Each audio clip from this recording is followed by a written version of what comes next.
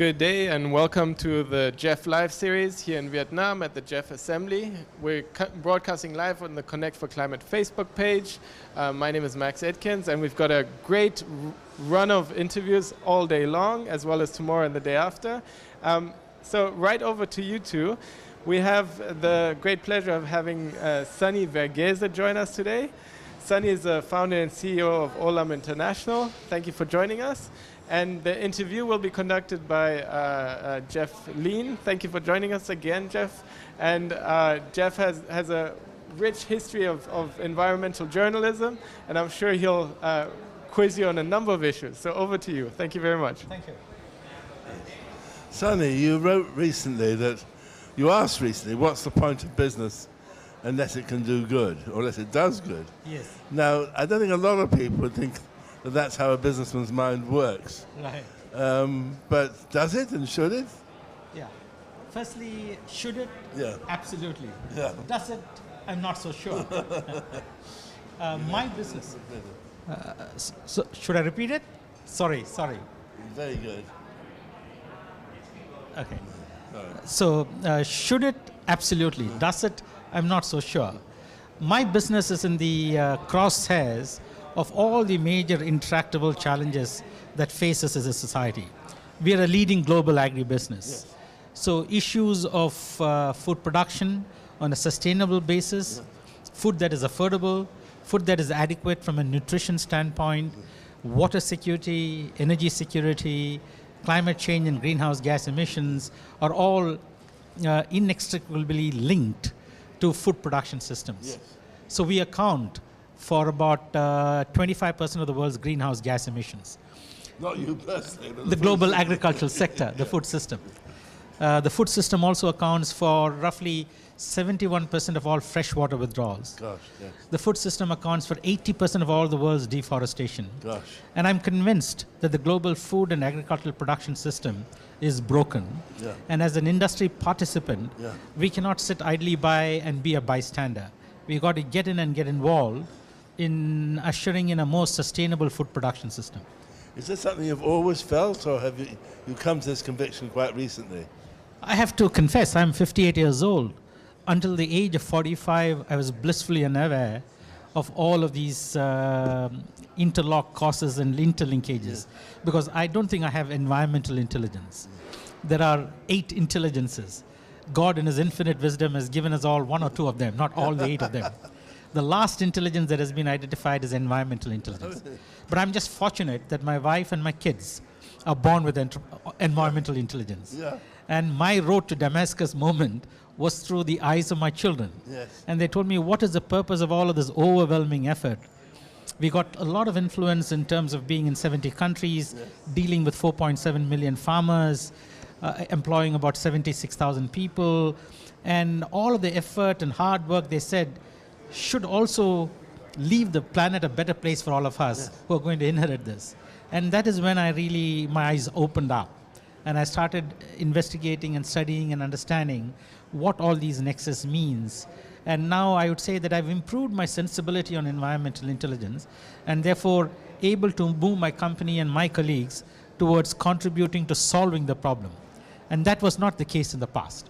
And does that help the business or hinder the business, in a business sense? No, it does. It does, because our whole purpose in Olam now is to reimagine global agriculture and growing responsibly. Now, reimagining global agriculture might sound a big word, but what we basically mean is we want to do more with less. So how can we produce more food with less greenhouse gas emissions? How can we produce more food with less water usage? How can we produce more food with less waste emissions? How can we produce more food with a less input-intensive way, less chemicals, less fertilizers, so that we have one planet to live on? Can we produce enough food to feed a growing population that is expected to reach 9.7 billion people in a medium fertility scenario by 2050? How do we contribute in doing that? And that is our mission now, and that's our purpose now. And we think it will pay for itself. From a company standpoint, while we're incurring costs in all of these programs, I'll give you many examples where it pays for itself. Such as? Such as, for example, we have now introduced at source. It is a little bit analogous to Olam Insight, like Intel Insight. We call it Olam Insight.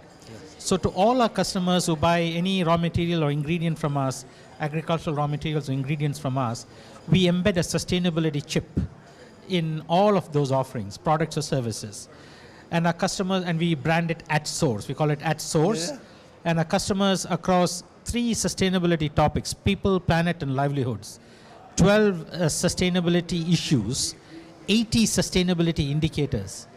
At the click of a button in a digitally enabled way, they get our entire footprint. Gosh, so if they bought some extraordinary. cocoa beans from us, Yeah. they will know how much greenhouse gas emissions resulted in delivering them the cocoa beans, how much water did we use, how much waste did we emit, who did we buy it from, which farmers, which location, how many members in the household, was there any child labor involved in that plantation, how did we improve and transform his livelihoods in increasing his productivity, increasing the quality. So many social indicators and many natural capital indicators, they will get a full footprint. Extraordinary. As a result, we are getting more stickiness with our customers. We are helping him move in his sustainability journey. We are getting a larger share of his wallet in terms of the volumes he buys from us.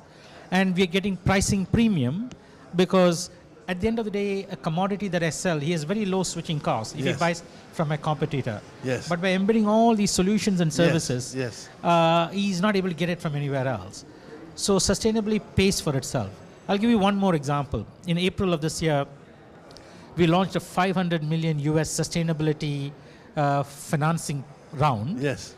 It is the largest club deal in Asia right now on sustainability.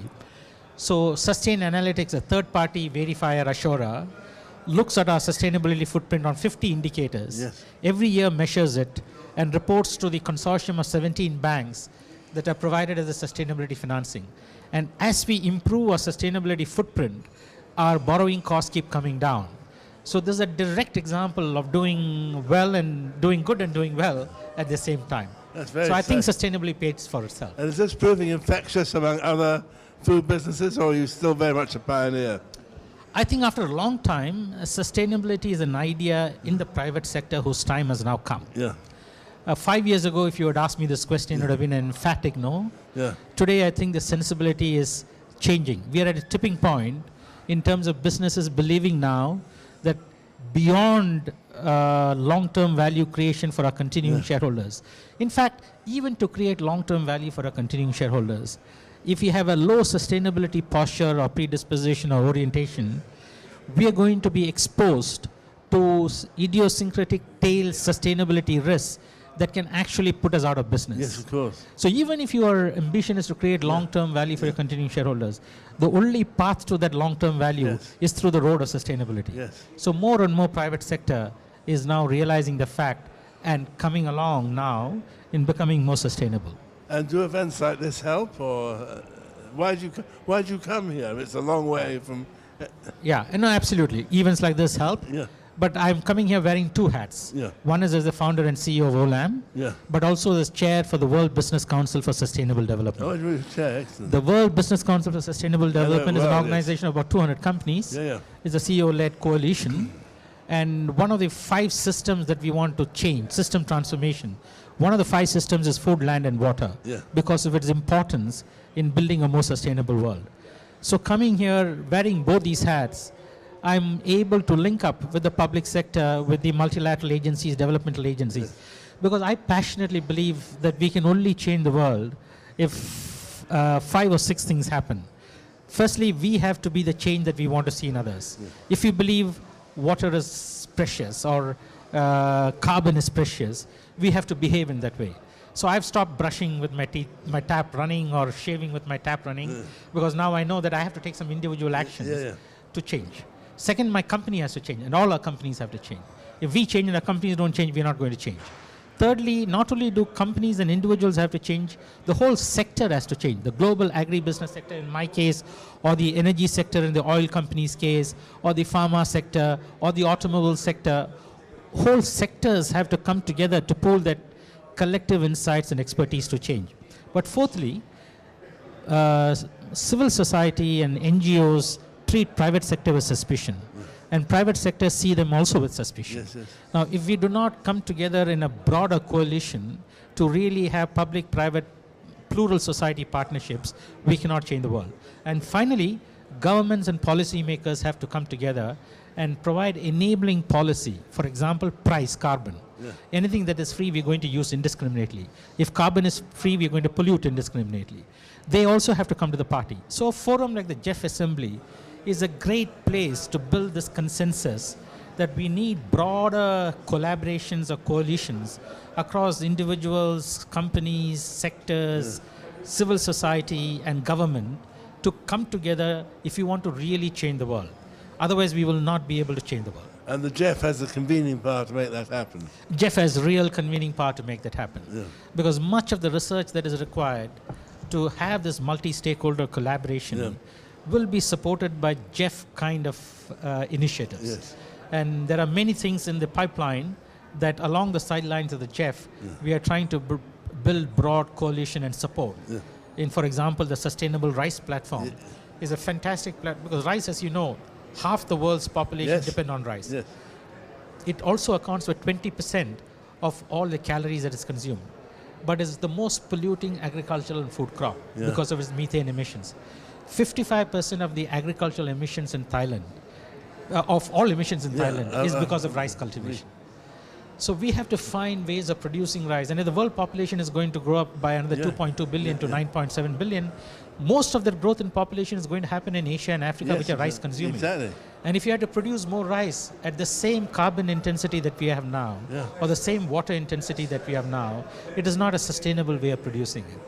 So for 5 years, we have all been working as a multi-stakeholder collaboration in finding a new way of producing rice sustainably.